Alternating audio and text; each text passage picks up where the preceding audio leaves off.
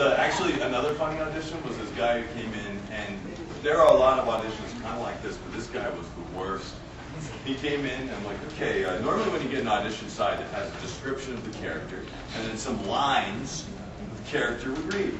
So I said, just pick some ones you want, and then we'll read that bottom section there, the lines of the character. He goes, yeah, I'm ready. I'm like, okay. Yeah, this is Marcus James reading for the part of Bulma. I'm like, Bulma's a girl, for those of you who don't know. And I'm like, okay, here we go. He goes, Bulma is a techno genius. She is very headstrong and about 30. I'm like, no, you don't have to read that part. That's actually the description of who the character is. Read the lines there at the bottom. Yeah. Bulma's a techno genius. About 30 years old. This went on. He's like, no, not that description part. Oh, all right, yeah. She is best friends with Goku, and okay, so that lasted a while. And then when we were done with that, he was like, "I got tons more voices, man. I can do this. This is Marcus James reading part of Piccolo. Piccolo is a great." If I'd only had him in earlier, I could have actually played those for the actors to give them an idea what the characters were like. Most actors don't even read that part. They're like, "Yeah, what does he look like?" Okay, cool, here we go. I'm doing Sean Connery for this one. Let's see. Yeah, I think that kind of answers the...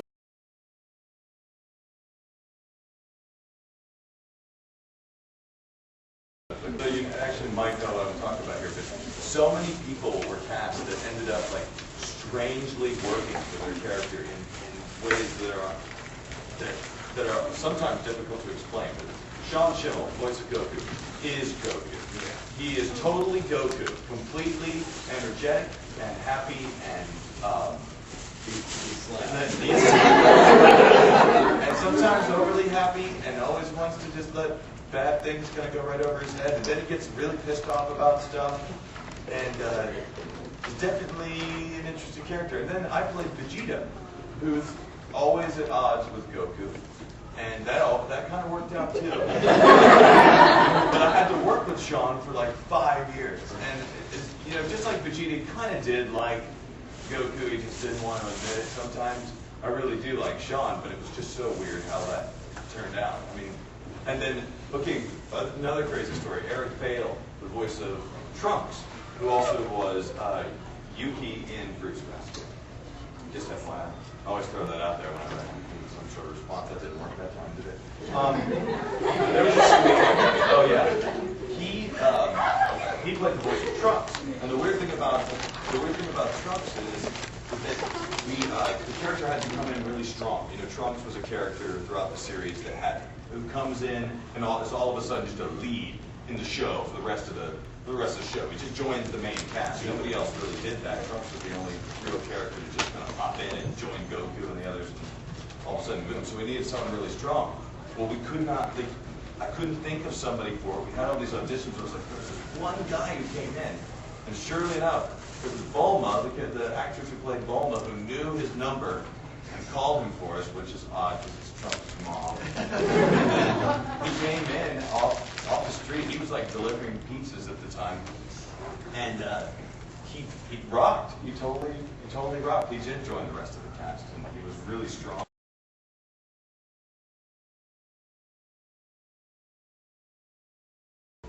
Armstrong was started and finished within like a year. I stopped doing Armstrong right after we dubbed the movie. Was just finished dubbing, I guess, a few months ago. I don't know if y'all are familiar with the movie. The little movie. I'm sorry, I'm just trying to be condescending. I guess I worked on that show for about a year.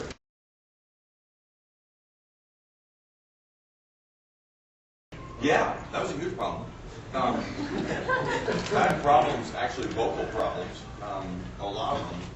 I never lost my voice, but right towards the end, I'd pretty much done a number on my vocal cords.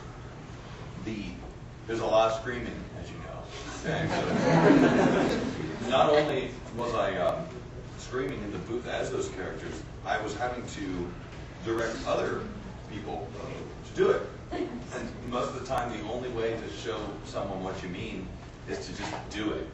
Actors don't like them when you actually tell them how to read a line, but when you're trying to get someone to scream, sometimes the only way is to do it. It's like the way you train a dog. You're just like, ah! Just repeat me. Ah!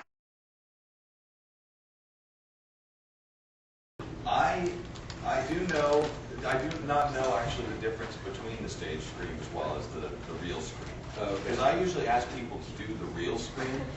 Yes. I never really even referred to it as a stage scream. I just thought a real scream and a sucky one. Because some actors just don't get it. And I noticed that after a while of directing it. So when a screaming section was coming up and it was an actor who hadn't done much of it before, I usually would say, okay, look, you've got two choices here. You can either give me a crappy scream for this minute and a half long screaming section, then I'm going to say you have to do it again, and your voice is going to hurt twice as much. Or you can just give me the real one right away. Because some people come and they're like, ah! I'm like, no, that's not going to work. Ah! No, that's not going to work. I need, ah! All right.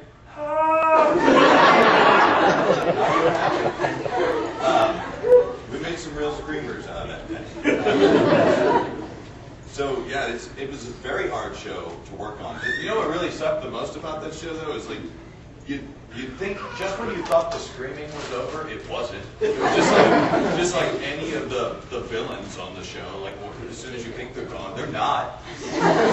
Until you actually see the smoke clear and they're not there, and the credits roll, and like Goku's sweating, laying on the ground. It's not over really. But you know, you'd be like, ah! And then, whew, thank goodness. And then cuts to another scene, and his mouth is still open. You have to go, oh no, crap! Ah! Can you string that together, please? And the worst thing is like you're just going, ah! And then the director or the engineer goes, oh man, sorry, you blew me out on that one. You gotta do it one more time. I have such sympathy on people when it comes to screaming. As long as you're doing it right, I feel bad for them. Yes.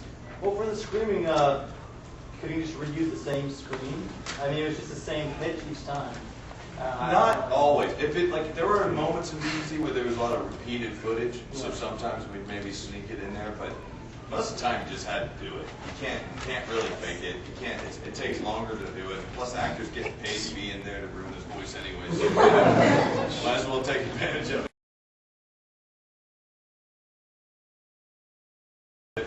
Yes, ma'am. When you Hakasho, when you voiced Kurabara, how much did that hurt your voice?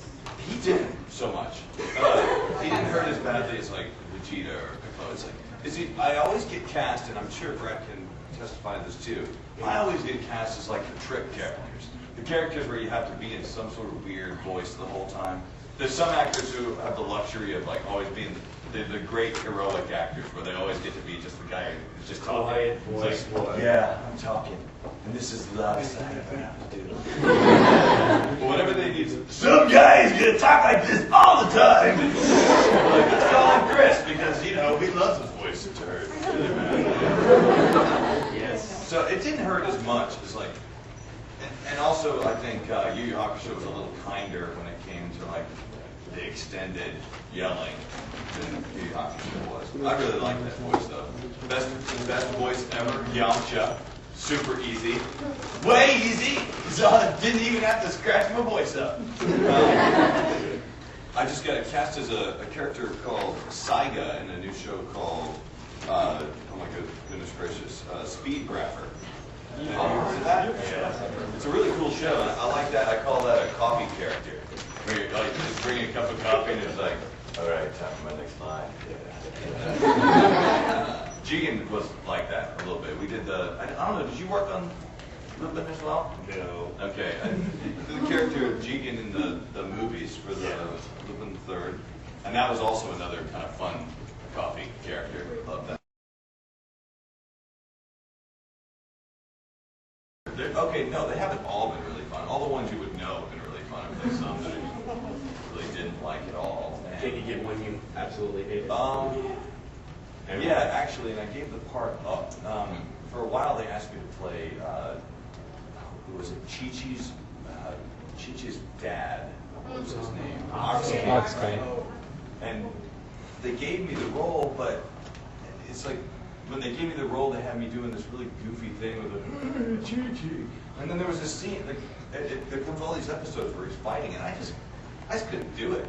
Because once you're playing so many characters on the show, they're always like, oh, it sounds a little bit too much like Piccolo, oh, too much like Vegeta, too much like Yamcha. And I just like, I can't not sound like anybody else anymore. Character now.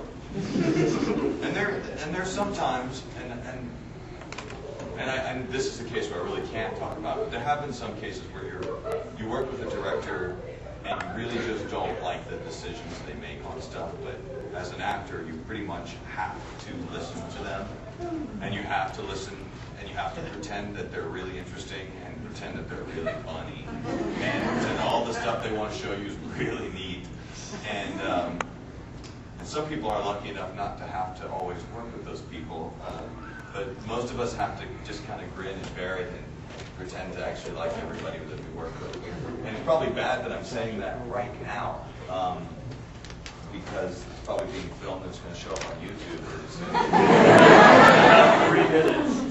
Yeah.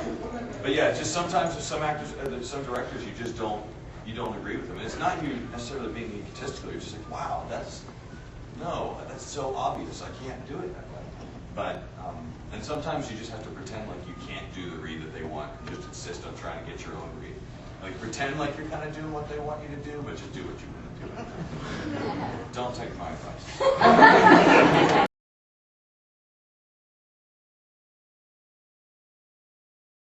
So was it like a huge jump to switch from like deep voice characters and yelling characters to all of a sudden to Yame?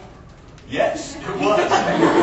It was the most like interesting character I ever played. Like it was like one of the most unique characters because I'd never been cast as like an effeminate guy before. And going from this character Vegeta that like just made me angry just to voice him.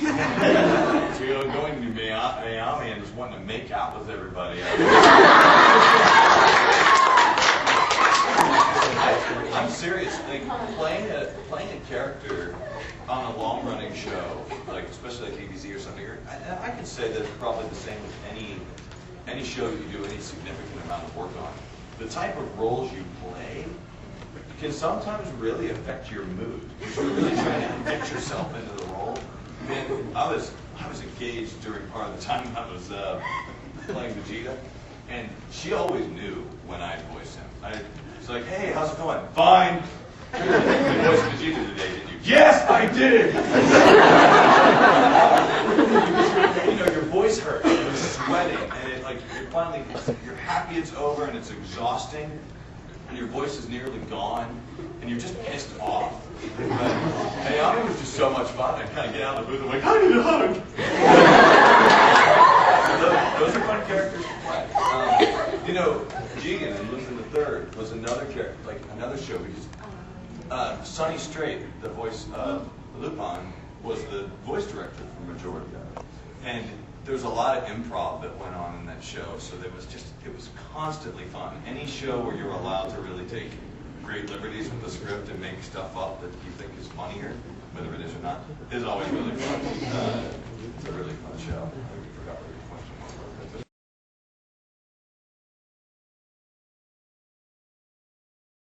People up.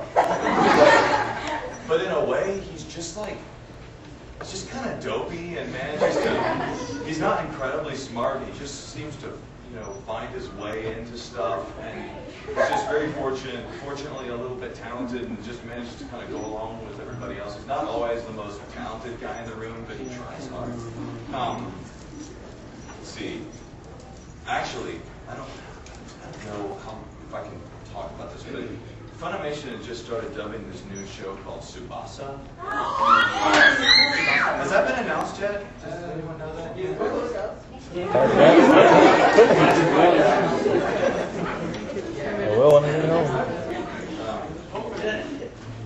Let's see. Yeah, it looks like it. Awesome. Well, maybe.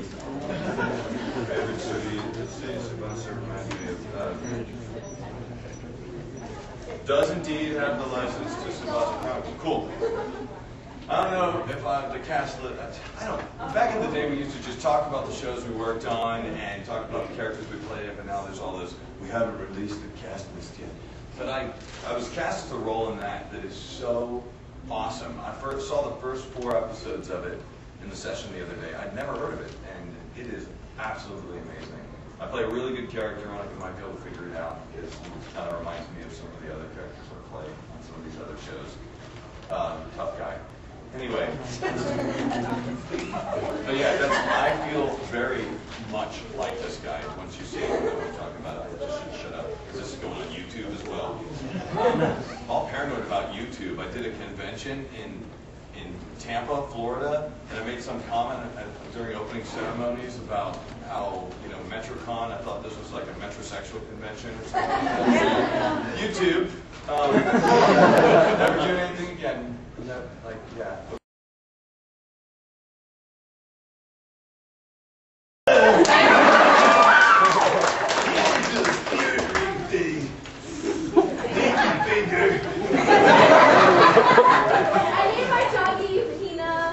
What? I named my doggy Peanut. Oh, that's sweet.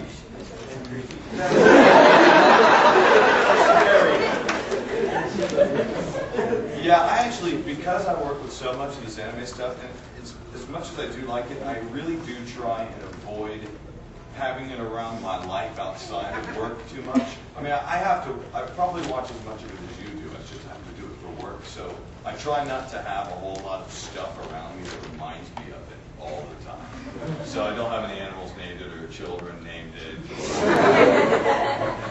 Yeah, or even, I do have a collection of stuff, but it's like in one small area in a room that I don't see all the time. I walk in there though, I'm like, wow, that's some anime product right there. Oh yeah. Like talk about the first 2 or 3 years working at Funimation, it was all hatred.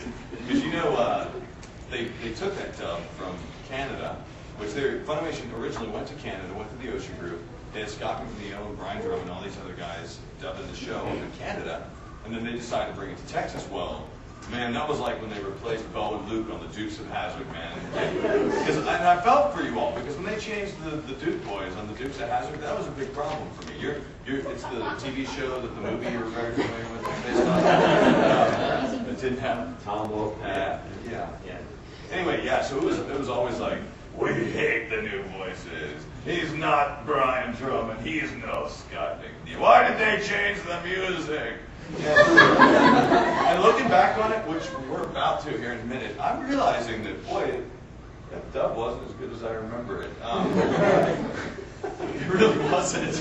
I'm looking at, cause some of these shows, we really didn't, no one really knew what they were doing. That's my boss's thing, so. Okay, that all is going up on YouTube.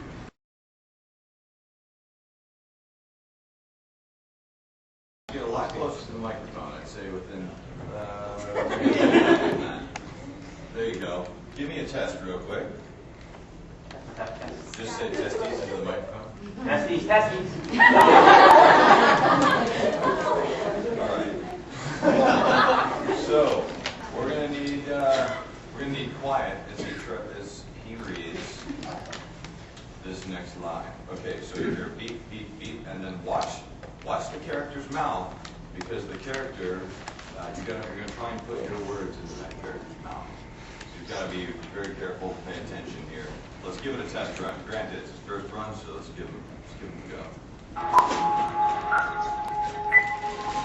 You don't know what you're up against, boy. All right, did you see that? Watch, let's play this back. You don't know what you're up against, boy. That's Japanese dubbing. Let's try again. The line is so you must be free. Okay? Okay, quiet, here we go. We're going to record this. So on what would be the 4th beat? Get up close to the mic, because you're a real cool character. You don't have to call things out a whole lot, because you're awesome. Tough and cool. Yeah, tough and cool. Here we go. So you must be free, sir.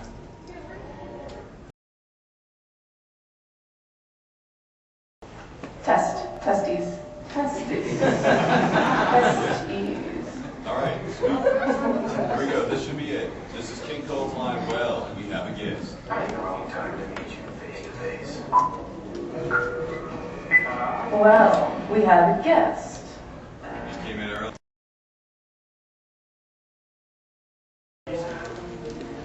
I've been waiting a long time to meet you face to face. Well, we have a guest. Now I'm going to destroy you. We better run. And right, brother. There you go. You don't know what you're up against, boy. I know exactly what I'm up against, Teresa, and let me tell you. All right, now. There you go.